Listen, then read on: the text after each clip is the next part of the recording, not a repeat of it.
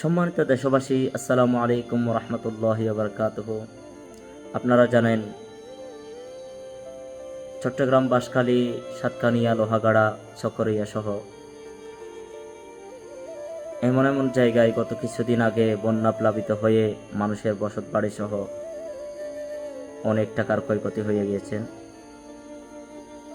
আমরা বর্তমান যেটা দেখতে পাচ্ছি, বাহির থেকে অনেক মানবিক সংগঠন এবং আলেম ওলামাদের যে ভূমিকা, ক্ষতিগ্রস্ত মানুষের পাশে এসে দাঁড়ানো, তাদেরকে পুনর্বাসন করার জন্য যে আর্থিক সহযোগিতা বা টিন দিয়ে সহযোগিতা, আমরা অবশ্যই চট্টগ্রামবাসী তাদের প্রতি কৃতজ্ঞ থাকব।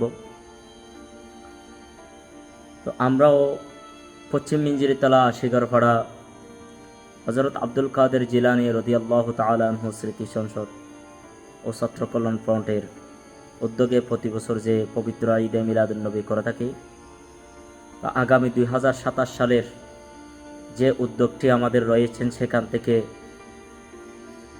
একটি ফান্ড আমরা আমাদের এলাকার যে ক্ষতিগ্রস্ত পরিবার রয়েছে, যাদের ঘরগুলো ভেঙে গিয়েছে, আমরা তাদের পাশে দাঁড়ানোর জন্য সেখান থেকে ছোট্ট একটি ফান্ড নিয়ে খুব দ্রুত আমরা তাদের কাছে যাব এবং এই উদ্যোগটি নেওয়ার জন্য আমাদেরকে যারা আর্থিক সহযোগিতা করেছেন, বিশেষ করে আমাদের সংগঠনের সকল প্রবাসী সদস্য, অত্র এলাকার কিছু ভাই বন্ধুগণ, আমরা তাদের প্রতি কৃতজ্ঞতা প্রকাশ করতেছি। আমরা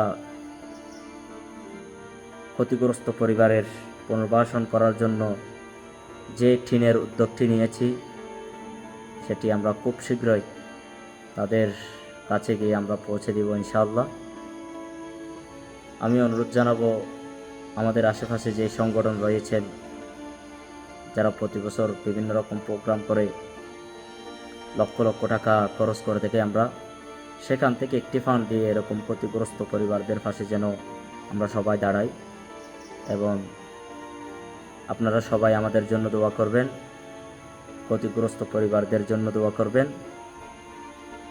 কে কোথা থেকে ভিডিওটি দেখতেছেন একটি কমেন্ট করে জানাবেন আমাদের উদ্যোগটি কেমন হয়েছে। আসসালামু আলাইকুম রহমতুল্লাহ।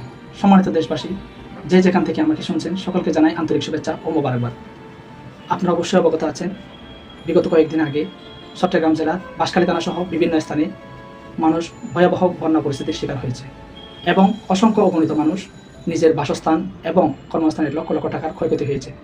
ইনশাআল্লাহ অল্প কয়েকদিনের মধ্যে বাঁশখালী থানার অন্তর্গত পশ্চিম মিঞ্জিরিতলা, শিকারপাড়া, হযরত আব্দুল কাদের জিলানী রহমতুল্লাহ স্মৃতি সংসদ ও ছাত্র কল্যাণ ফ্রন্টের উদ্যোগে এবং প্রবাসী ভাই ও এলাকাবাসীর সহযোগিতায় ইনশাআল্লাহ বাসস্থান হারা ভাইদেরকে পুনর্বাসন নির্মাণে ইনশাআল্লাহ এই উদ্যোগে আমিও তাদের সাথে থাকছি ইনশাআল্লাহ এবং আপনাদেরকেও থাকার জন্য বিনীতভাবে অনুরোধ জানাচ্ছি। ধন্যবাদ সবাইকে। আসসালামু আলাইকুম ওয়া রাহমাতুল্লাহ।